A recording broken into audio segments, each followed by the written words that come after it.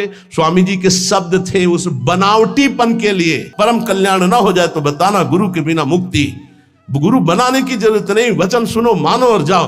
भले कीर्तन हो रहा है, भजे भजन हो रहा है, लेकिन जिसमें माताएं बहनें नृत्य कर रही, बैरागी को देखने की जरूरत नहीं है। फिर और नौटंकी तमाशा और सीरियल और वेब सीरीज इनकी तो जरूरत नहीं है। चाहे जितने स्मार्ट बनो, माया से ज्यादा स्मार्ट नहीं हो। वैसी स्मार्ट गिरी में फंसा देगी तुम्हें कि सारी स्मार्ट गिरी चली जाएगी।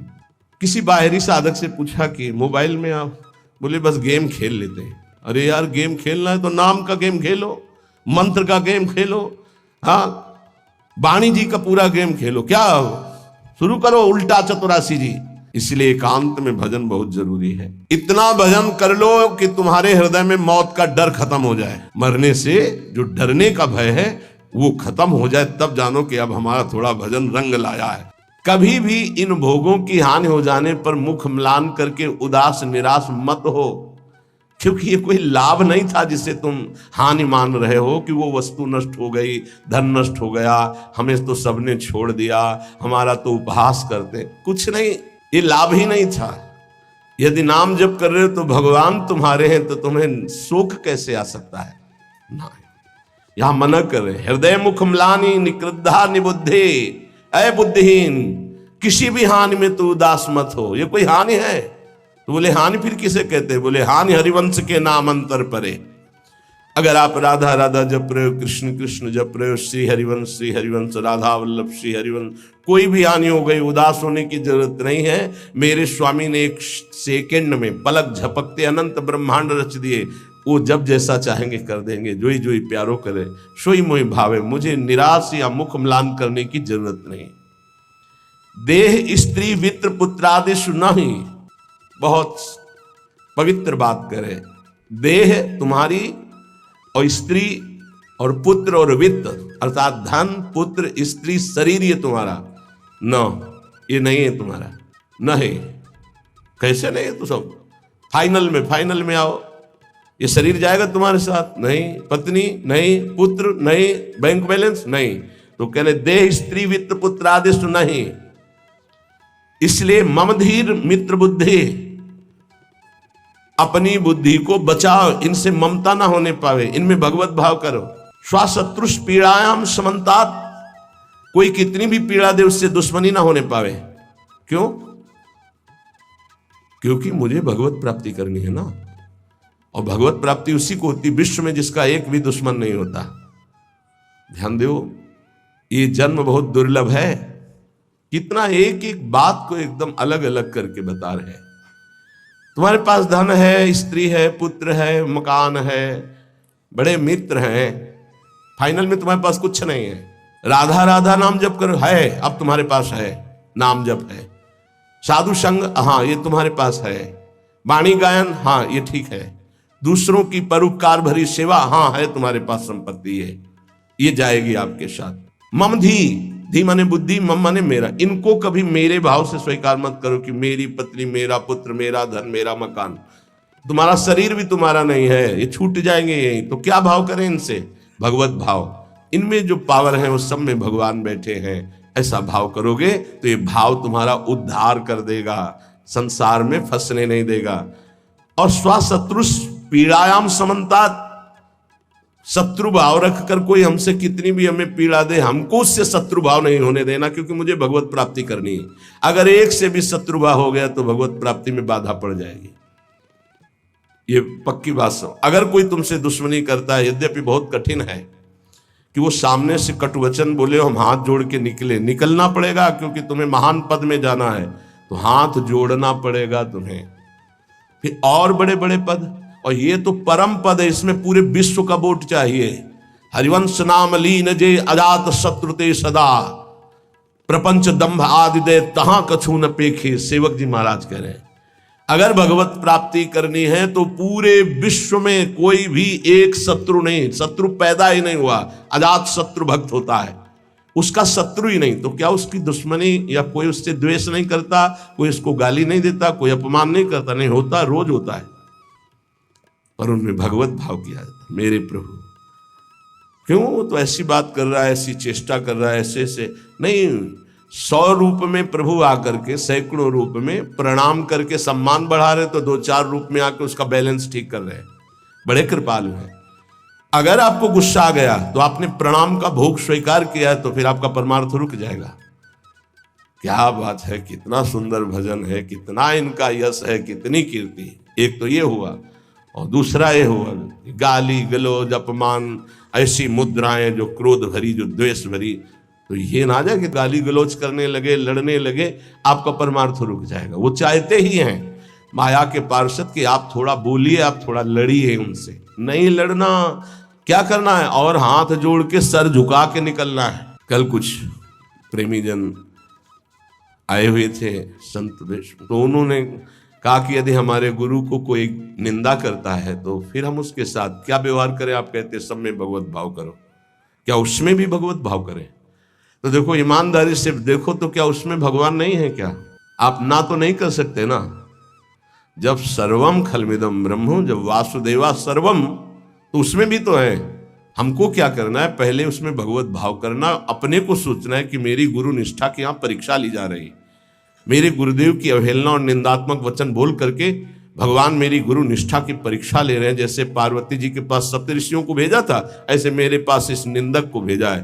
तो निंदक को प्रणाम किया और दूरी बना लिया, और अंदर से प्रसन्न रहे कि हे गुरुदेव, आपकी निष्ठा में कोई फर्क नहीं पड़ेगा, आप परीक्षा लेके देख लो।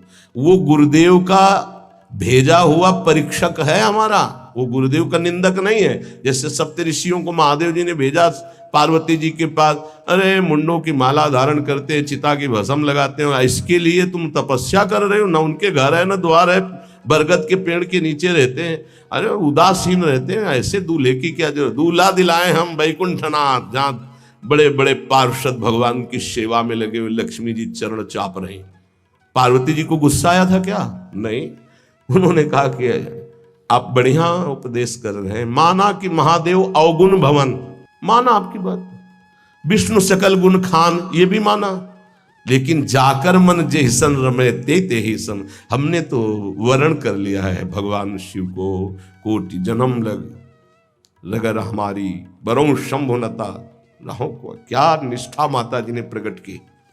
मैंने तो वर्ण, आप जो कह रहे हो ठीक है, ऐसे ही होना चाहिए गुरु निष्ठा कि आप जो कह रहे हो आपकी बुद्धि, मेरे तो परब्रह्म है अंदर, उससे बोलना नहीं, अंदर मेरे तो परब्रह्म परमात्मा है। फिर हम ना उसकी बात सुनते हैं, ना उसकी तरफ देखते हैं, ना उससे द्वेष करते हैं। स्वाशत्रुष पीड़ायाम समन्तात सुखमती रमितानंद वृंदावनेस्तु। मैं सर्वदा सुख मगन रहूंगा, किसी से द्वेष नहीं करूंगा, किसी से अपनापन नहीं करूंगा, और वृंदावन का आश्रय लेकर प्रिया प्रीतम के प्रेम में मगन रहूंगा। जिसे प्रेम प्राप्ति करनी है, जो श्रीपाद प्रबोधानंद जी कह रहे हैं, एक बहुत बड़े महापुरुष कह रहे हैं कि नंबर 1,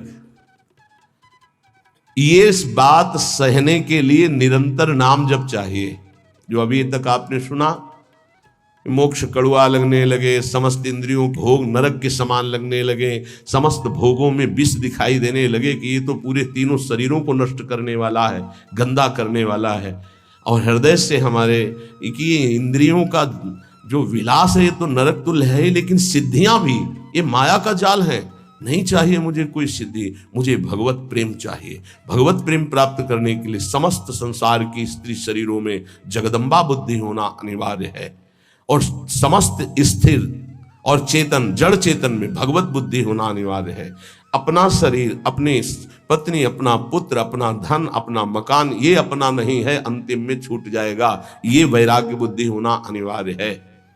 फिर भगवत भाव का प्रादुर्भाव तभी होता है जब पूरे संसार में किसी से भी हमारी दुश्मनी ना हो।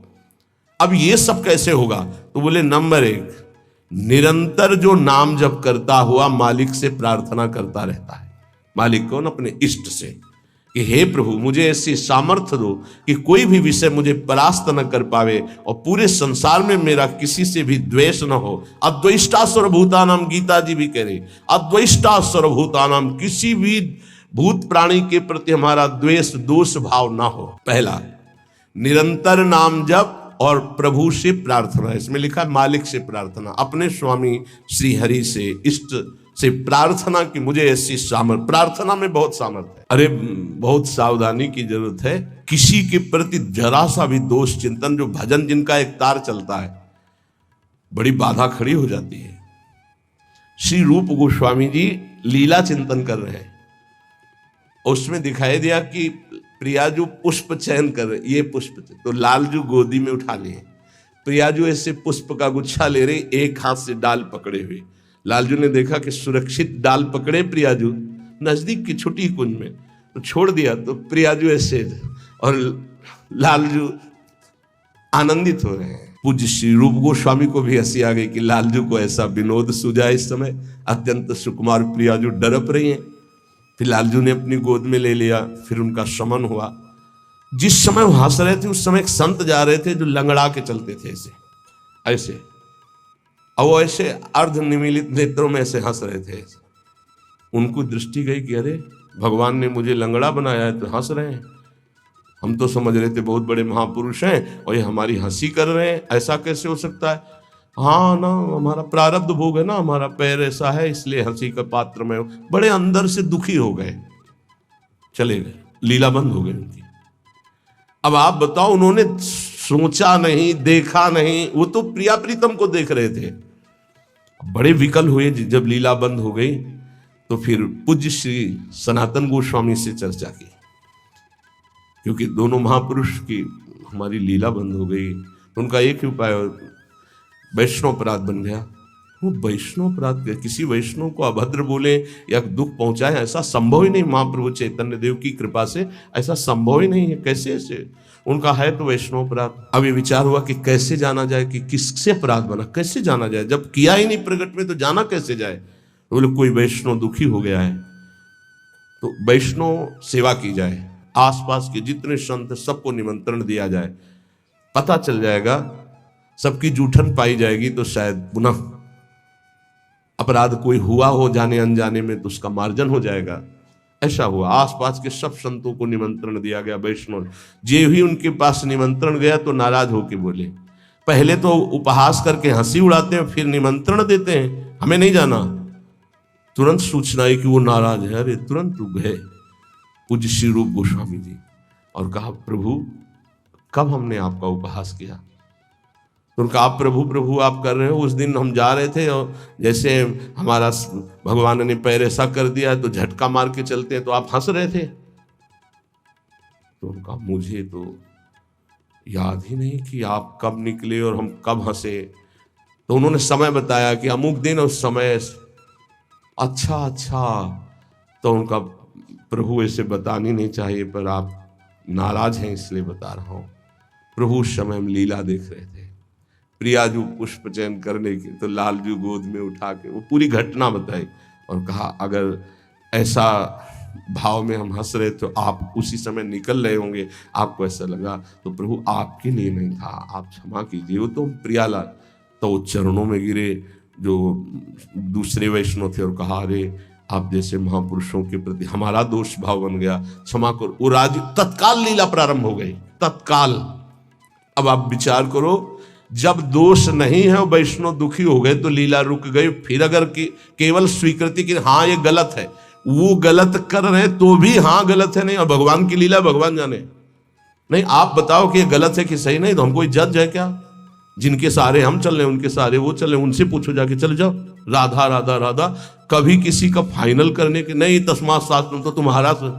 ये बहुत सूक्ष्म विषय में इसलिए वर्णन किया, बहुत सूक्ष्म विषय है, बहुत सावधान। नाम जापक भगवत प्रेम प्राप्ति के लिए इतनी सामर्थ्य जो अभी पीछे चर्चा हुई, उसके लिए निरंतर नाम जप और प्रभु से प्रार्थना कि किसी भी के प्रति हमारा तनिक भी दोष भाव न बनने पावे। प्रभु से प्रार्थना, वही सबके हृदय में बैठे हुए, वही आपको ऐसे सामर्थ्य देंगे। क्योंकि इस सृष्टि में आपके प्रति प्रतिकूल व्यवहार होगा, आपका उपहास करेंगे, आप नाना प्रकार के कटु वचन बोलेंगे, आपको सह जाना है, उनके प्रति कटु वचन नहीं करना, दोष भाव नहीं करना, नहीं अपनी भगवत प्राप्ति में बाधा आ जाएगी। ये सूक्ष्म विषय सब कोई नहीं समझ पाएगा, लेकिन उपासक जो भगवत प्राप्ति करना चाहते हैं, अपना भजन बचाना चाहते हैं, वो इस बात को अच्छे से पकड़े। दूसरा, जो दिनचर्या दी गई है उसमें आलस्य ना होना, भगवत प्रेम प्राप्ति या ऊंचाई पर चढ़ने के लिए जो दिनचर्या है, हमको ये नहीं देखना है कि अमुक साधक आता है कि नहीं आता है, अमुक नहीं आता तो हम भी नहीं आते हैं, ऐसा नहीं। अमुक की त्रुटि है, उसका सुधार करना चाहे तो कर सकता है, लेकिन आप सुधरे हुए हो तो आपको अच्छे आचरणों का अनुकरण करना है। आपको ऐसे आचरण नहीं करने हैं जिनसे हमारी दिनचर्या बाधित हो जाए। एक चीज और ध्यान रखना है, इसको बहुत विस्तृत रूप से समझा इसलिए रहे कि एक दिनचर्या है जिसके पास सेवा नहीं, गुरु सेवा, और एक दिनचर्या है जो गुरुजनों की सेवा में रहते हैं। उनसे हो सकता है जो भागवतिक दिनचर्या का आदेश दिया गया है वो ना हो, तो उनको असंतुष्ट नहीं होना, क्योंकि वो गुरु सेवा में है। सारी दिनचर्या का फल जो है वो गुरु प्रसन्नता है। तो अगर वो गुरु सेवा में, जैसे हमारी श्री जी की भोग सेवा में है, अब प्रातः बाल भोग से लेकर के शयन तक कितने भोग श्री जी को लगते हैं, अब उनमें उनको हो कि हमारी दिनचर्या तो नहीं। अब जैसे जो और हैं सेवा में है, बहुत से, कोई किसी सेवा में कोई किसी सेवा में, अब उनकी दिनचर्या वो माला लेके नहीं बैठेंगे। थोड़ी थोड़ी देर में जो दिनचर्याएं हैं, जो सेवाएं हैं, तो उनको इस बात का पश्चाताप नहीं करना कि मेरी दिनचर्या नहीं चल रही। वो तुम्हारी दिनचर्या गुरु प्रसन्नता के अंतर्गत है, उसमें नहीं सोच। और ये नहीं सोचना कि अब हम सेवा कर रहे हैं तो हमारा वो भजन तो हो नहीं रहा जो दूसरे माला से कर रहे हैं, तो पता नहीं मेरी गति क्या होगी। ये नहीं सोच। गुरु सेवा का एक प्रताप है, ये भी ध्यान रखना। जैसे मान लो कोई शरीर के वस्त्र धो रहा है, कोई ऐसी सेवाएं कर रहा है, वो नाना प्रकार की सेवाएं हैं जिनमें उनको समय ही नहीं मिल रहा कि वो बैठ करके पद गायन करे, वो 11 माला 41 माला वो संख्या पूरी करे। अच्छा, सेवाओं में लगा है तो उसका मन लगा है, अब उसका मन कहाँ लगा है? ये वस्त्र गुरु जी का है, ये गुरु जी के लिए जल है, ये उसका चिंतन हो रहा। ध्यान मूलम गुरु मूर्ति, पूजा मूलम गुरु पदम, मंत्र मूलम गुरु वाक्य, मोक्ष मूलम गुरु कृपा। क्योंकि कई साधक ऐसे हैं जो फिर उनको पश्चाताप होगा कि दिनचर्या में बाधा पड़ रही हमारी, तो दिनचर्या की चर्चा हुई थी। नहीं, जिनको सेवा मिली हुई है उन। एक बार भगवान शंकराचार्य जी से कई शिष्यों ने कहा कि एक ये ब्रह्म सूत्र है, इसकी व्याख्या सुनना चाहते हैं। तो उनकी शरीर सेवा में स्नान के बाद जो वस्त्र लंगोटी आदि प्रक्षालन करना है, वो त्रोटकाचार्य जी रहते थे। तो उनका त्रोटक को आ जाने दिए। तो उन्होंने कहा, प्रभु वो तो कभी व्याकरण नहीं पढ़े, कभी शास्त्र, जब गायन स्वाध्याय होता है तो कभी बैठते नहीं हो, तो शरीर सेवा में ही लगे रहते। मतलब ज्ञान की चर्चा थी ना, तो शरीर को, गुरु के शरीर को वो साधारण शरीर समझ रहे थे। उनका अच्छा ऐसी बात है, आ जाने दो उसको। जब आ गए तो बोले, खड़े हो, इस ब्रह्म सूत्र की व्याख्या करके बताओ। तो जो पढ़ने लिखने से नहीं आता, गुरु कृपा से आता है। तत्काल संस्कृत का प्रादुर्भाव हुआ और वैदिक सिद्धांतों का प्रवचन, सब दंग रह गए। तो उनका, गुरु की लंगोटी ढोने वाले को साधारण समझते हो क्या? साधारण नहीं होता गुरु की लंगोटी धोने वाला, वस्त्र धोने वाला। असाधारण कृपा से सौभाग्य मिलता है, असाधारण कृपा से। तो जिनकी जो दिनचर्या ऐसी है कि उनको फुर्सत ही नहीं है, तो उनको कभी नहीं सोचना कि इतने बजे इतने बजे इतने, उनकी दिनचर्या है। तो ये चीजें ध्यान रखना है उपासक को। प्रमाद में हमें दिनचर्या में बाधा नहीं पहुंचानी, प्रमाद युक्त हमारी दिनचर्या नहीं होनी चाहिए। यदि गुरु सेवा, इष्ट सेवा में हमारी जो गुरु की अन्य साधकों के प्रति बताई हुई दिनचर्या, उसमें बाधा पड़ती है तो वो बाधा नहीं मानी जाएगी आपकी। दूसरा जो अभी वर्णन किया, गुरु प्रदत्त दिनचर्या में बाधा नहीं होनी चाहिए। बहुत बड़ी चीज है गुरु प्रदत्त दिनचर्या, बहुत बड़ी वस्तु है, बहुत बड़ी वस्तु। गुरु सेवा मिल गई तो लाडली जो अधीन हो गई पक्का। तीसरा, कुसंग से दूर रहना, ये बहुत जरूरी है, बहुत जरूरी है। रावण लंका में रहता था, लंका समुद्र के किनारे थी, समुद्र निर्दोष था, पर ऐसे दोषी का संग समीपता होने के कारण समुद्र को बांध लिया गया। समुद्र बांधा गया, जिसकी मर्यादा अपार है उसे मर्यादा पुरुषोत्तम ने बांध दिया। किस लिए बांधा गया था? क्योंकि रावण का पड़ोसी था। रावण का पड़ोसी होने के कारण समुद्र को बांध दिया गया। जो रही उत्तम प्रकृति का कर सकत कुसंग, चंदन विष व्यापत नहीं लपटे रहत भुजंग। अच्छा, जब कोई गलत करता है तो वो चार से थोड़ी कहता है कि मैं गलत करता हूं, नहीं, वो सही। और कुबुद्धि को वो ही सही दिखाई देता है, गलत सही दिखाई देता है, और वो परमार्थ से भ्रष्ट हो जाता है।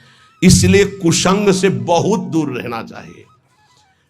सत्संग और कुसंग का कैसे पहचान करोगे कि हमारा कुसंग हो रहा है, हमारा सत्संग हो रहा है या कुसंग हो रहा है, कैसे पहचान करोगे? तो संतों ने कहा है, जाके संग कुमति मति उपजय करत भजन में भंग, जिससे देह भाव पुष्ट होने लगे, भगवत भाव नष्ट होने लगे, वैराग्य भाव नष्ट होने लगे, राग पुष्ट होने लगे, भजन छूटने लगे, संसार अच्छा लगने लगे, नाम छूटने लगे और ध्यान अच्छा लगने लगे। गुरु से अश्रद्धा हो जाए, भक्ति से अश्रद्धा हो जाए, ये कुसंग का फल होता है। अच्छा, कुसंग का फल जब आपके ऊपर चढ़ेगा तो आपको नहीं लगेगा मैं कुसंग कर रहा हूं, नहीं तो ठीक हो जाओगे। सामने से महापुरुषों को लगेगा कुसंग कर रहा है, और वो जब कहते हैं तो उनको चिड़चिड़ाहट होती, मैं कहां कुसंग कर रहा हूं। नहीं नहीं, क्योंकि कुमति कभी स्वीकार नहीं करती कि मैं कुमति हूं, अगर स्वीकार कर ले तो सुमति आ जाए। कुसंग से बचना चाहिए। पहला है निरंतर नाम जप करते हुए भगवान से प्रार्थना करना कि कभी किसी के प्रति हमारा दोष दर्शन न हो, शत्रुता का भाव न हो। दूसरा, गुरु प्रदत्त दिनचर्या का पालन करना, आलस्य बिल्कुल ना आने देना। तीसरा, कुसंग से बचना। और चौथा, उन ग्रंथों से, उन प्रवचनों से, उन किस्से कहानियों से, उन चित्रों से बचना चाहिए जिनसे हमारा भगवत भाव नष्ट होता है। जैसे कल एक प्रसंग में प्रश्नकर्ता कह रहे थे कि हमको उपदेश मिला है कहीं से, बस श्वासों के आने जाने पर ध्यान दो, बस इसी से परम पद मिल जाए। यार श्वासें तो वैसे ही चल रही हैं, आने जाने के ध्यान का मतलब क्या रहा? श्वासों के आने जाने का ध्यान दो कि खाली तो नहीं जा रहे हैं। हर में राधा वल्लभ सी हरिवंश राधा राधा राधा।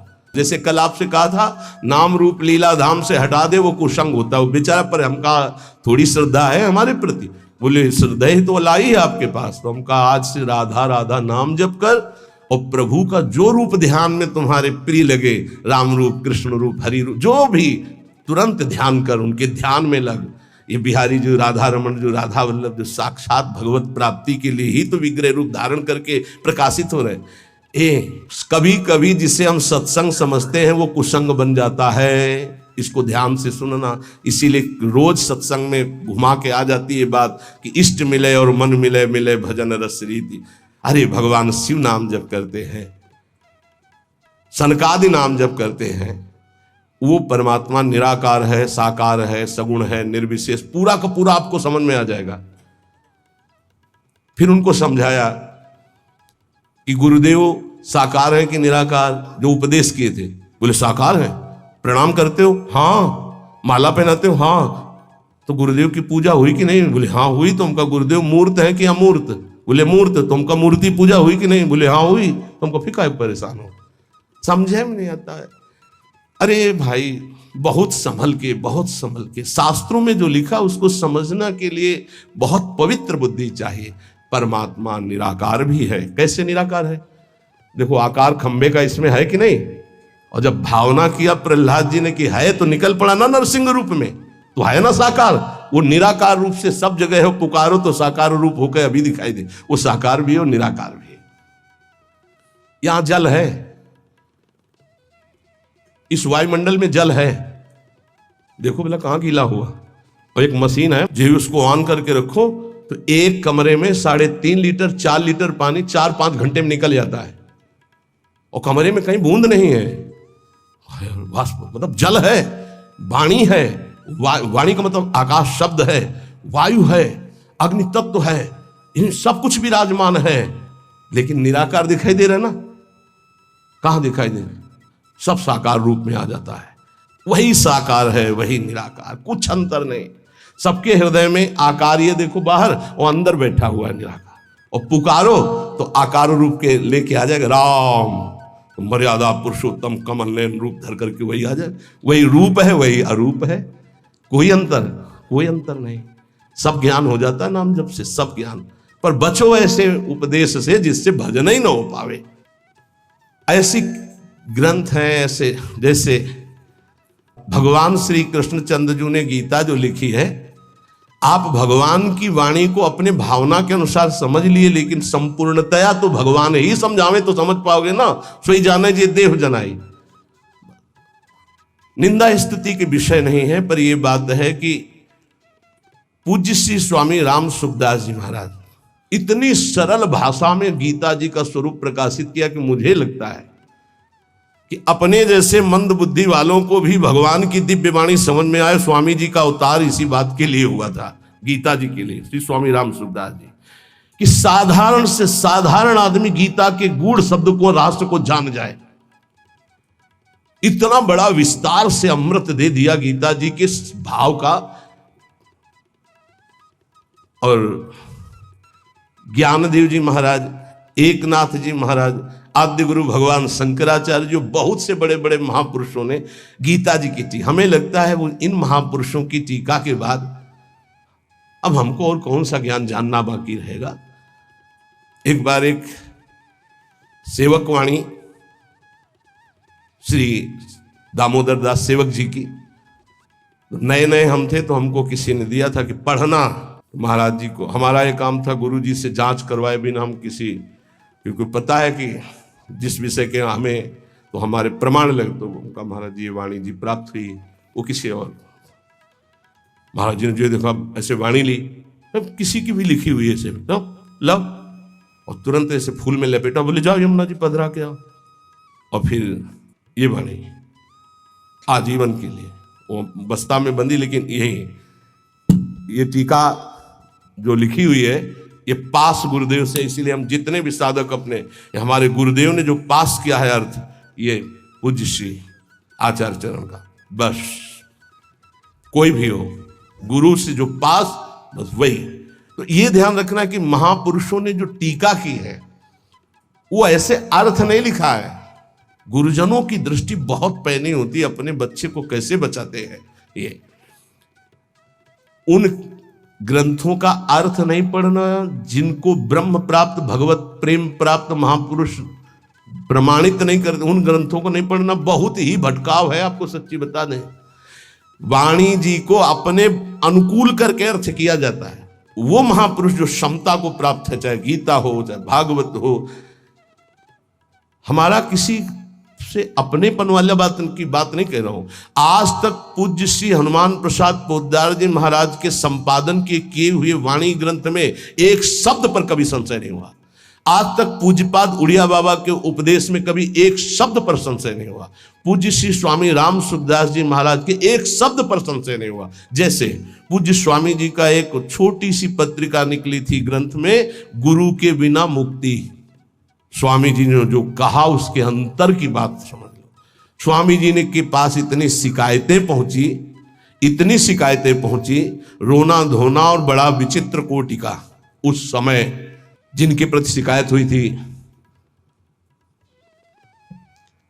तब स्वामी जी ने सभा में कहा था कि तुम जो सुन रहे हो, ये जगत गुरु श्री कृष्ण की वाणी सुन रहे हो, इसको मानो, इसी से तुम्हें परम पद मिल जाएगा। ऐसे बनाने की जरूरत नहीं है जहां ऐसे शिकायतें आ रही। स्वामी जी किस लक्ष्य को लेकर बोले थे? स्वामी जी किसी संप्रदायवाद को नहीं काटे, स्वामी जी किसी गुरु परंपरा को नहीं काटे। स्वामी जी के शब्द थे उस बनावटीपन के लिए, जो बनावटीपन से ठगा जा रहा है, लोगों के जो चित्तों की श्रद्धाओं का मर्दन किया जा रहा था। जब स्वामी जी के पास शिकायतें पहुंची, तब स्वामी जी ने वो बात कही कि ये जगत गुरु की वाणी है गीता जी, इसको सुनो, स्वीकार करो, जाओ, परम कल्याण ना हो जाए तो बताना, गुरु के बिना मुक्ति। गुरु बनाने की जरूरत नहीं, वचन सुनो, मानो और जाओ। कोई एक शब्द में उसको घसीटो मत इधर उधर, सीधे जिस प्रसंग से महापुरुष बोले उस बात को समझना है। तो हमको ऐसे ग्रंथ नहीं पढ़ने, ऐसी किताबें, ऐसे शास्त्रों की व्याख्या, ऐसे किस्सा कहानियां, ऐसे दृश्य, ऐसे चित्र, ये सब ना देखे जो भजन में बहुत बाधक है। पांचवा, किसी भी बहाने से जिसमें महिलाएं नृत्य करती हो वो दृश्य न देखे। भले कीर्तन हो रहा है, भजे भजन हो रहा है, लेकिन जिसमें माताएं बहनें नृत्य कर रही, बैरागी को देखने की जरूरत नहीं है। फिर और नौटंकी तमाशा और सीरियल और वेब सीरीज इनकी तो जरूरतें नहीं है, बिल्कुल नहीं। कि खाली समय है, हम बड़ा मोबाइल है स्मार्ट, चाहे जितने स्मार्ट बनो, माया से ज्यादा स्मार्ट नहीं हो, वैसी स्मार्ट गिरी में फंसा देगी तुम्हें, ये सारी स्मार्ट गिरी चली जाएगी। बहुत होश में चेटक, नाटक, नाच, तमाशा, ये सब परमार्थ के लिए बहुत हानिकारक है। किसी बाहरी साधक से पूछा कि मोबाइल में आप, बोले बस गेम खेल लेते हैं। अरे यार, गेम खेलना है तो नाम का गेम खेलो, मंत्र का गेम खेलो, हाँ, वाणी जी का पूरा गेम खेलो। क्या शुरू करो उल्टा चतुरासी जी, आज वह देखिए तो प्यारी रंग भरी, छाण दे माननी मान मन धरी, वो नागरता की उल्टा गेम खेलो। अभी देखो आंसू आने लगेंगे तो ये गेम खेलोगे। अगला सूत्र प्रेम प्राप्ति के, अपनी निरख परख स्वयं करते हुए गुरुदेव से जांच करा ले। अपनी अंतर की वृत्तियों को देख ले, जहां कुछ संशय लगे तो जांच करवा ले कि ये वृत्ति सही है या गलत। जैसे बाहरी लोग आके कराते हैं, अब सबे खड़े ना हो जाए वहां जाके कि एकांतिक तुम वहीं से होने लगे। रोज सत्संग में यही तो जांच परख होती कि आप अपनी जांच कर लो। नहीं तो एक बार कहा कि अपनी दिनचर्या बना के आओ, तो इतने कागज आ गए, हम कहा कब तक हम इनको देखेंगे। दिनचर्या जांच, इंद्रियों का जब विषयों के प्रति आक्रमण होता है, एक वेग होता है, एक आकर्षण होता है, एक ऐसा जिसे तुम रोक नहीं सकते, उस समय तुम्हें जरूर संत संग में हो जाना चाहिए। उस समय बुद्धि काम नहीं करेगी। और जिस समय तुम्हारा केवल बुरा चिंतन बन रहा है, ये उस समय की बात है कि आक्रमण हो चुका है, अब तुम बच नहीं सकते। अब इसको संत संग से मिटाओ तुरंत, तुम अकेले नहीं मिटा पाओगे। और अगला जो है वो कह रहे जब तुम्हारा चिंतन गलत हो रहा तो नोच के फेंक दो, मिटा दो उस चिंतन को जो गंदा हो रहा है, नहीं तो आगे फिर वही दशा आ जाएगी।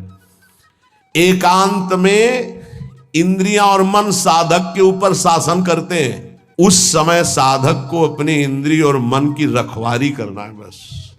इसलिए एकांत में भजन बहुत जरूरी है। 10वां, जैसे परीक्षार्थी परीक्षा की तैयारी करता है, ऐसे परमार्थी द्वंद्वों की तैयारी कर ले। मान अपमान, निंदा स्तुति, लाभ हानि, सुख दुख, ये आने वाले हैं, तुम्हें समान रहना है। तैयारी करो परीक्षा की। और ये परीक्षा जब होती तब आप समझ नहीं पाते कि आपकी परीक्षा हो रही, और समझने नहीं दिया जाएगा परीक्षा हो रही। कम से कम परीक्षा में तो बताया जाता है कि कल से पेपर शुरू है, सावधान, तैयारी कर लियो। अपने यहां परीक्षा बताई ही नहीं जाती, बाहर निकले से शुरू हो गई परीक्षा। अब तुम्हारे दिमाग में नहीं कि परीक्षा है, तो तुम उससे लड़ पड़े, फेल हो गए, नंबर कट गए। बिल्कुल हर समय कभी भी कहीं भी परीक्षा हो रही। ये बहुत बड़े महापुरुष हैं, कह रहे हैं कि जैसे परीक्षार्थी को अपनी परीक्षा की तैयारी करनी होती है, ऐसे परमार्थी को अपनी परीक्षा की तैयारी करनी। क्या? स्तुति, निंदा, मान अपमान, लाभ हानि, शत्रुता, मित्र, ये द्वंद्व आएंगे, आपको उत्तर देना इनका, तभी आपकी द्वंद्वातीत अवस्था आएगी। तैयार रहो, रोने की जरूरत नहीं, उसने हमको ऐसा कह दिया, उसने ऐसा किया, उसने। तैयार रहो, परीक्षा हो रही। और उस समय याद नहीं रहता कि परीक्षा हो रही, और जिसको याद रहता है बच के निकल जाता है। बड़े बड़े महापुरुषों को ये परीक्षा देनी पड़ती है, बड़े बड़े महापुरुषों को, ये मत समझो। हाँ, ये द्वंद्व आएंगे, आपको इनकी परीक्षा देनी, परमार्थी हो। और 11वां, इतना भजन कर लो कि तुम्हारे हृदय में मौत का डर खत्म हो जाए, मृत्यु का डर खत्म हो जाए। 2 प्रकार का डर होता है, एक विचार डर होता है और एक होता है सहज डर। सहज डर सबको होता है। सहज डर जैसे अपने लोग सत्संग में एकदम कोई चीख दे, एकदम ऐसे हो, इसे सहज डर कहते हैं। ये बड़े बड़े ज्ञानियों को, जीवन मुक्तों को भी होता है, पक्का होता है। जैसे अभी कोई कीक एकदम निकले तो एकदम ऐसे हो जाएंगे, अरे सुरक्षित हो, कोई ऐसा, पर ये सहज डर है। और एक होता है विचार डर। भक्तों में, ज्ञानी महापुरुषों में विचार डर नहीं होता। यही बात जो यहां लिखी है, एक बार स्वामी मग्नानंद सरस्वती जी शेनपुर में बट वृक्ष के नीचे कर रहे थे, तो एक विरक्त महात्मा आए थे, ज्ञानी। तो उनका, स्वामी जी सहज डर कैसे हो सकता है? जब सहज स्वरूप में रहता है ज्ञानी, देह भाव में रहता है, तो सहज डर कैसे हो सकता है? हम आपकी बात नहीं मानते।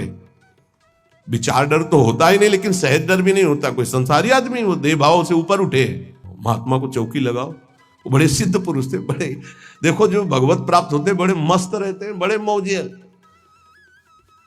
उनको किसी की परवाह नहीं होती। एक मस्ती, ऊंची चौकी में बैठा ला, तो उनका कह रहे नहीं महाराज आप नीचे बैठे हैं। बोले आप इतना सुंदर ज्ञान की बात कहे, आपको चौकी ना मिले, बिराजो। बैठ गए चौकी। और उनको क्या पता कि सिद्ध महापुरुष लीला हो रही है। तो जो इस शुरू किए, तो जो गीद है या जैसे चील है, ये बड़े पक्षी होते हैं, तो एक चील ऐसे बैठा बरगद की सूखी डाल पे, वो खर खर खर ऐसे करती, जो ऐसे आए वो ऐसे हुए, चौकी के नीचे गिरे, चौकी ऐसे हुई ऐसे गिरे। अरे अरे भाई चौकी संभालो संभालो, बैठो बैठो महाराज। ये कौन सा डर था? बम तो नहीं गिरा है ना। अच्छा डार गिर रही तो कोई बहुत बड़ी तो गिर नहीं हो, आप देहातीत महापुरुष, डर कौन सा था?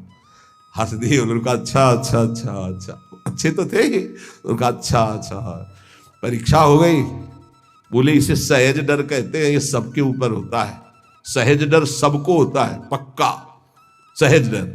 अचानक कोई आवाज हुई, सबको पता है, तो वो एकदम डर जाता है। वो डर नहीं है, वो सहज डर है। और एक है विचार डर।